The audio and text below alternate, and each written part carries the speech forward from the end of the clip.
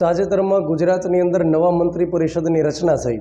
નવા મંત્રી પરિષદની રચના થઈ એટલે વિદ્યાર્થીઓને એ જાણવામાં રસ હોય છે કે સાહેબ આ કેબિનેટ કક્ષાના મંત્રી લખેલું આવે, રાજ્ય કક્ષાના મંત્રી લખાયેલું આવે, તો આ બંનેની અંદર ફરક શું હોય છે. તો આપણે આ લેક્ચરની અંદર મંત્રીઓ વિશે જાણવાનો પ્રયાસ કરીએ. જો કે મંત્રીઓ વિશે જાણવું થોડું અઘરું હોય છે, પણ તેમ છતાં આપણે જાણવાનો પ્રયાસ કરીએ. વાત આખી એમ રહેલી છે કે ભારતીય બંધારણની અંદર સ્પષ્ટપણે કેબિનેટ કક્ષાના મંત્રી, રાજ્ય કક્ષાના મંત્રી, સ્વતંત્ર હવાલો સંભાળતા મંત્રી આ રીતે કોઈ કેટેગરી પાડેલી નથી હોતી, પરંતુ સરળતા માટે થઈ અને આ પ્રકારે વિભાજન કરવામાં આવે અથવા કેટેગરી પાડવામાં આવે એવું આપણે કહી શકીએ. જ્યારે કોઈ વસ્તુ ખરીદવા માટે આપણે જઈએ અને એમાં કેમ અલગ અલગ વેરાયટી હોય, જેમ કે બટેટા ખરીદવા જઈએ તો એમાં અલગ અલગ વકલ પડેલા હોય કે આ A1 ક્વોલિટીના, ત્યાર પછી એની કરતાં સહેજ ઉતરતી, ત્યાર પછી સહેજ એની કરતાં ઉતરતી. કોઈ કાપડ ખરીદવા જઈએ, કોઈ અન્ય વસ્તુ ખરીદવા માટે જઈએ તો જેમ કેટેગરી આપણે જોઈ શકીએ, એની જેમ અહીંયા આગળ મંત્રીઓની અંદર એક પ્રકારે કેટેગરી છે, પ્રોટોકોલની દ્રષ્ટિએ સ્તર પાડેલા છે. તો અહીંયા આગળ આપણે એ સમજવાનો પ્રયાસ કરીએ કે ભારતીય બંધારણની અંદર માત્ર એટલું લખાયેલું છે કે મંત્રી પરિષદ રહેશે. કેન્દ્રની અંદર રાષ્ટ્રપતિને સલાહ દેવા માટે અને રાજ્યની અંદર રાજ્યપાલને સલાહ દેવા માટે મંત્રી પરિષદ રહેશે, એ પ્રકારે શબ્દ વાપરેલો છે. આ મંત્રી પરિષદ શબ્દ લખ્યો, પરંતુ એની અંદર સરળતા લાવવા માટે થઈ અલગ અલગ કેટેગરીના ભાગરૂપે એક મંત્રી ઊભા કરવામાં આવ્યા કેબિનેટ કક્ષાના, ત્યાર પછી એક અન્ય શરૂ કરવામાં આવ્યા રાજ્ય કક્ષાના મંત્રી. હવે આ પ્રકારના મંત્રીઓ વિશે જ્યારે વિદ્યાર્થીઓ વાંચે તો ઘણાને એવું લાગે છે કે કેબિનેટ કક્ષાના મંત્રી જે હશે એ દિલ્હીમાં રહીને કામ કરતા હશે, કેન્દ્રમાં હશે, અને રાજ્ય કક્ષાના જે મંત્રી હશે એ રાજ્યમાં જઈને કામ કરતા હશે. એવું બિલકુલ નથી. કેબિનેટ કક્ષાના મંત્રી, રાજ્ય કક્ષાના મંત્રી એ કેન્દ્રમાં પણ હોય અને રાજ્યમાં પણ હોય, બંને જગ્યાએ આ પ્રકારના મંત્રીઓ તમને દેખાય.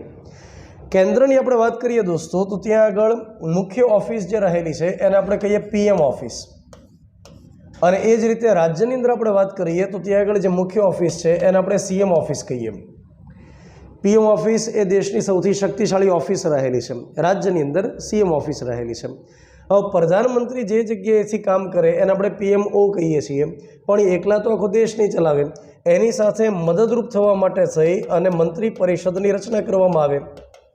હવે મંત્રી પરિષદની અંદર જે કેટેગરી છે એમાં એક છે કેબિનેટ કક્ષાના મંત્રી. તમારે એવું યાદ રાખવાનું કે કેબિનેટ કક્ષાના મંત્રી જે હોય ને એની પાસે પાવર વધારે હોય. જનરલી એવું બનતું હોય કે જે સિનિયર નેતા હોય એને કેબિનેટ કક્ષાનો હવાલો આપતા હોય, કેબિનેટ કક્ષાના મંત્રી એને બનાવતા હોય.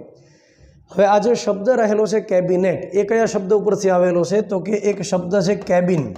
હવે કેબિન શબ્દ તો આપણે ઘણી બધી જગ્યાએ સાંભળેલો છે. પાનનો ગલ્લો હોય એને આપણે કેબિન કહીએ.